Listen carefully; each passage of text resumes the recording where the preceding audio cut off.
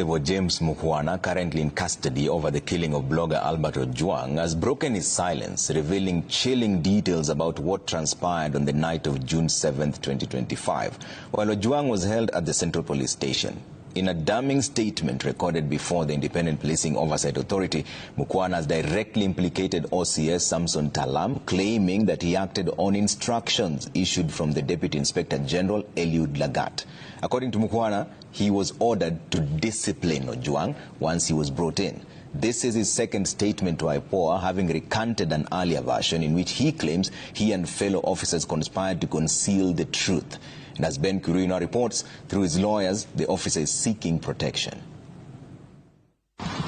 A blow-by-blow account exclusively in our possession now sheds a new light on what could be the events of the night of June 7th, 2025. The night blogger and teacher Albert Ojwang died while in custody at the Central Police Station. The damning statement, recorded by detained police constable James Mukhwana, directly implicates the officer commanding station OCS Samson Talam, alleging that he issued instructions to discipline Ojwang. Orders Mukhwana claims originated from Deputy Inspector General of Police Langat. This comes despite OCS Talam having publicly distanced himself from the murder allegations. In his detailed statement to investigators from the Independent Policing Oversight Authority IPOA, Mukhwana narrates being summoned to the OCS's office during his shift. He was allegedly told, and I quote, "There is a directive from DIG Langat. Do you know him? There are officers from the DCI headquarters bringing a suspect here at 8 p.m. Tell the inmates to discipline him a bit." When Mukhwana raised concerns about what could go wrong, he says he was warned against questioning orders as a junior officer and told bluntly that disobedience could cost him. Later that night at around 9 p.m., a black Subaru pulled up at the station. Inside was a man in handcuffs, later identified as Albert Ojwang. Mukhwana says he called OCS Talam, who confirmed that Ojwang was the suspect in question. Ojwang was booked into custody at around 9:20 p.m. and shortly after, the assault began inside the last cell opposite the toilet. Mukhwana states that 4 inmates, Collins Ireri, Jill Amiton, Brian Mwaniki and Eric Ndambuki, were instructed to carry out the beatings after they were given 2,000 shillings to buy alcohol.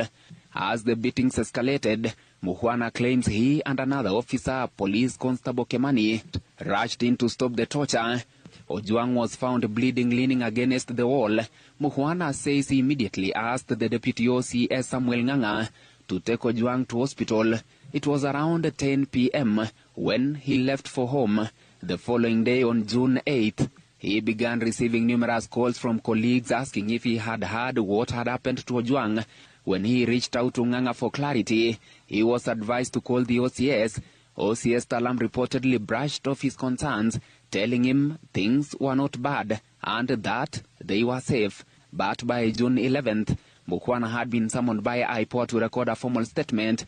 He admits that in his initial testimony, he withheld the truth as part of a pact among the officers to cover up for one another.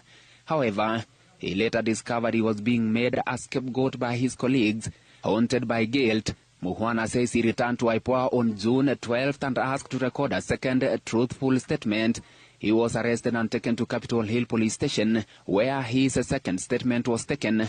Mukhwana says Ojwang was not meant to be killed, but to be disciplined as per instruction of the OCS Talam.